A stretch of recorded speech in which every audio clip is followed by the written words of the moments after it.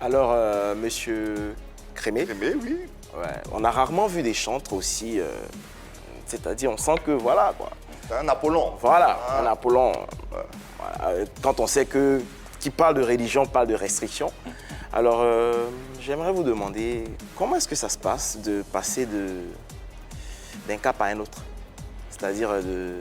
Je crois, Richard Crémé, elle est femme, je pense. C'est ça, hein? non, je veux dire que Ça, ce qu'il a dit. passer d'une vie où il y a assez de libertinage à une vie avec beaucoup de restrictions. Voilà. Comment est-ce qu'on se sent et comment ça se passe? Dans sa nouvelle peau. Dans ma nouvelle peau.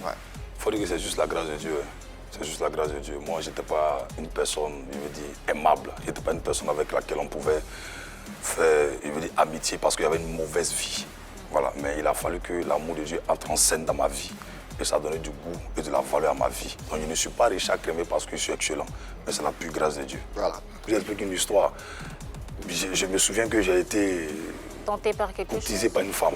Ok. Voilà. Et cette dame-là, je ne la connaissais pas. Je ne l'ai jamais vue jusqu'à présent. Et je prenais mon conseil au palais de la culture et elle a vu les affiches. Et elle a pris le numéro sur l'affiche et elle m'a appelé. Donc pour moi, c'est une fan. C'est moi qui aime mon affaire. Donc du coup, au téléphone, Richard Crémé, j'apprécie ce que tu fais. Vraiment, félicitations. On ira à ton concert pour te soutenir. C'est une maman qui m'appelle pour dire elle est veuve. Elle a ses 3 enfants, son mari n'est plus. Et puis voilà. Elle me dit, il y a une maison ici, comme ça. Tout ça, elle me connecte. Je dis, ok. Donc un autre jour, elle m'appelle. Elle dit, elle veut me parler la nuit. À 22h, 23h, je dis, ah, c'est qu'elle a fait ça. Donc moi, je rentre à la maison. J'allais me coucher, j'allais dormir. Elle m'a porté sur mon bateau. Et matin, elle m'a... En fait, j'ai désactivé mon téléphone. Je vois qu'il y a plein de messages, plein d'appels en absence. Elle me rappelle en même temps. Et elle pleure au téléphone. Je dis, mais pourquoi pleurer? Quel autre m'a fait veiller toute la nuit de maman? Quel est le souci? Le problème, c'est lequel? Elle a commencé à balbutier. Elle dit, bon, ok. Et puis, mon sang-froid, je lui ai demandé calmement, vous priez où? Elle n'a pas eu de mots à me dire. Elle a tout simplement dit que non, au fait, moi-même, j'ai fait 14 ans de Maïkari. C'est maintenant que je commence à... Tu vois un peu ce que je veux dire? Et je l'ai bloqué. Le 23 décembre 2018, j'étais au bord de la voiture, qui t'a abordé un programme, et puis elle m'appelle.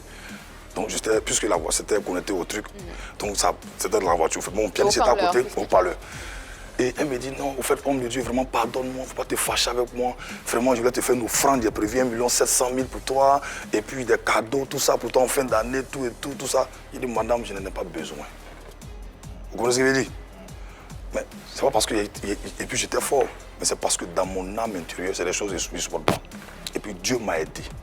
Donc cette femme a trouvé que non, tu es trop orgueilleux, comme ça, pour ça n'engage que toi. Je lui ai dit une parole, je lui ai dit, quand j'étais en train de me laver avec le savon en poudre dans la galère là, tu ne me connaissais pas. Celui qui m'a révélé n'est pas encore manchot. Il n'est pas en manque de provision. Le jour où il me dira qu'il ne peut plus m'aider là, je prends tes 1 700 000. Voilà. Et le message qui est assez fort de cette idéologie. Désiré, satisfait de la réponse? Très limpide. Très limpide.